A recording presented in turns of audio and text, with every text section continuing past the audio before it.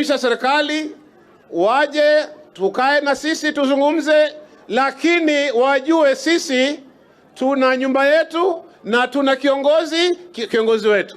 Na kiongozi wetu ni nani? Ni baba ambaye tuko naye hapa, amekuja kuungana na sisi. Na watakupenda na tutakuenzi na tutazidi kukusupport mpaka hili taifa liwe taifa ambalo linaheshimika duniani. Saa hizi baba, kila mmoja anasema baba ongea, baba ongea. Sasa ni wakati wananchi wafanye nini? Waongee wenyewe. Kwa sababu baba ameongea, na sasa ni sisi pia tujifunze kufanya nini? Kuongea. Tujitetee hali zetu, ama sio jameni? Kwa hayo mengi, napenda kuwasifu jamii ya Waluo na uongozi kwa kuweza kufanya jambo kama hili.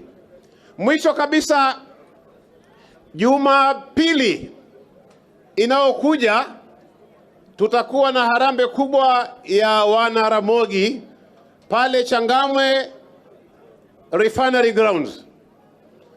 Na huo uwalishi umetoka, na tuasisitiza wabunge wenzangu wote wa Mombasa na wale wengineo tutawaalika pia vile vile tufike, ili haya maneno tunayozungumza hapa kwa jukwaa tuyafanye kwa namna gani?